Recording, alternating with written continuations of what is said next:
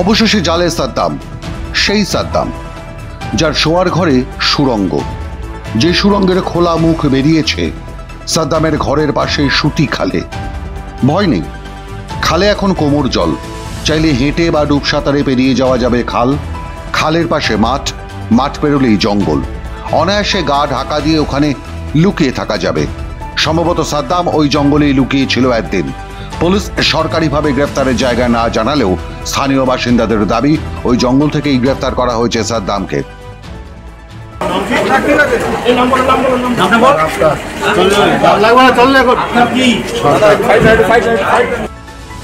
তদন্তে police commissioner নির্দেশ ছিল 24 ঘন্টার মধ্যে গ্রেফতার করতে হবে সাদ্দামকে, এবং ঠিক তাই হলো।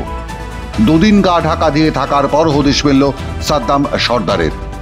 যদিও আগেই হাসপাতাল থেকেই গ্রেফতার করা হয়েছিল সাদ্দাম ও তার ভাইয়ের বউদের, যারা সোমবার সকালেই পুলিশি অত্যাচারের অভিযোগ করেছিল হাসপাতালেই। পুলিশ মারলো কেন? পুলিশ মারলো কেন ওই তো আমরা জিজ্ঞাসা করছি বলে তো আমাদের মারতে পারতো। তোমরা কি জানো? তোমরা আমাদের ঠেকাতে এসছো, ধরতে এসছো, আমরা গিয়েছি বলে আমাদের তো মারতে হচ্ছে। আমরা তো জানি না কি জন্য। আমরা জিজ্ঞেস করছি যে কি দোষে ধরতে হয়েছো, কি অন্যায় ধরতে হয়েছো, তাও কিছু বলছে না। তার আগে শুধু মারতে হচ্ছে ধরি।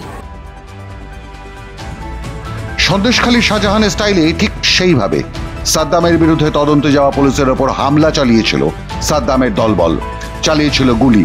সেই সুযোগেই পালিয়েছিল সাদ্দাম ও তার ভাই সেই কংক্রিটের সুড়ঙ্গ দিয়ে, যে সুড়ঙ্গ মিলেছে সাদ্দামের শোয়ার ঘরে, বিছানার নিচে, যে কংক্রিটের সুড়ঙ্গের মুখে তালা মারা, গ্রিলের দরজা, যে সুড়ঙ্গের আরেক মুখ রয়েছে সুতি খালে। খাল পার হলেই খোলা মাঠ, তারপর ছোট জঙ্গল, আর জঙ্গল পেরোলেই পিয়ালি নদী, যেখান থেকে নৌকা চালিয়ে পৌঁছে যাওয়া যায় পিয়ালি মাতলার মোহনায়, তারপর মাতলাবে বঙ্গোপসাগর, নতুবা সুন্দরবনের কোর অঞ্চল দিয়ে সোজা বাংলাদেশ।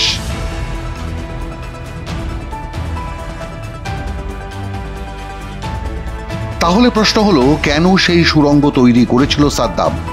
সে প্রসঙ্গে আসছি।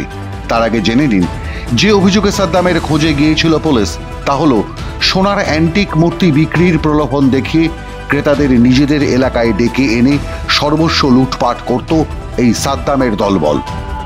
পুলিশের কাছে অভিযোগ ছিলই। সোমবার সকালে এই অভিযোগে পুলিশ পয়তারহাট গ্রামে ঢুকতেই সাদ্দামকে হাতে পেয়ে যায় বাহিনী।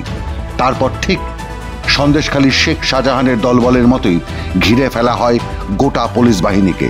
চলে গুলি। কেউ আহত না হলেও পুলিশের হাত থেকে সাদ্দামকে ছিনিয়ে নিয়ে পালায় দুষ্কৃতীরা। দুপুরে আরো বড় বাহিনী নিয়ে তল্লাশি চালাতেই খোঁজ মেলে রূপকথার। সাদ্দামের শোয়ার ঘরে সন্ধান মেলে ওই সুড়ঙ্গের, যে সুড়ঙ্গ পথে পৌঁছে যাওয়া যায় সোজা মাতলা নদীতে।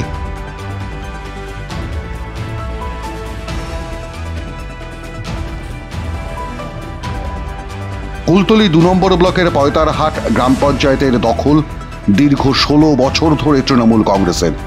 এতদিন নিরঙ্কুশ ছিল। গত পঞ্চায়েত নির্বাচনে 3টি মাত্র আসন বেহাত হয় তৃণমূল কংগ্রেসের। তবে 19 আসনের গ্রাম পঞ্চায়েতের 16টি তৃণমূল কংগ্রেসের দখলে। যেখানে তৃণমূল কংগ্রেসের এত দাপট, সেখানে শাসক দলের স্থানীয় নেতাদের মুখে কেন কুলুপ? ব্লক তৃণমূল সভাপতি কোনো কথা বলছেন না। স্থানীয় পঞ্চায়েত সদস্য মাহফুজা লস্করকে বারবার ফোন করা সত্ত্বেও তিনি ফোন ধরছেন না। আর পঞ্চায়েত প্রধান স্বপন সর্দার জানিয়েছে তিনি নাকি নামই শোনেনি সাদ্দামের। অথচ সাধারণ মানুষের বক্তব্য, এই সাদ্দাম সর্দারের বাহিনী পয়তারহাট গ্রাম পঞ্চায়েতে নিয়মিত শাসক দলের হয়ে ভোট করায়।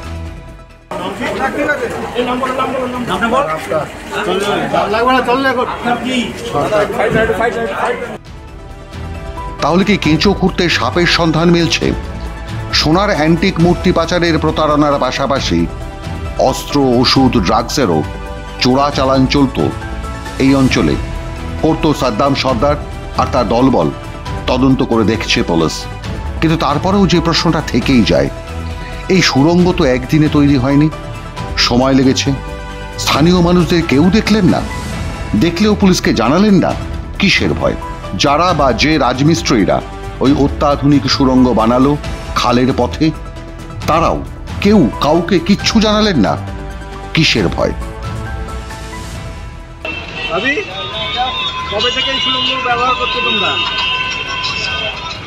ও ভাবি, কবে থেকে এই সুড়ঙ্গ ব্যবহার করতে কবে হয়েছিল? উত্তর নেই। সে কারণেই প্রশ্ন, স্থানীয় কোন তৃণমূল কংগ্রেস নেতার আশীর্বাদের হাত রয়েছে এই সাদ্দামদের মাথার ওপর? নাকি বাংলা এখন কার্যত যুদ্ধক্ষেত্রে পরিণত হয়েছে, তৈরি করা হচ্ছে আধুনিক ট্রেঞ্চ?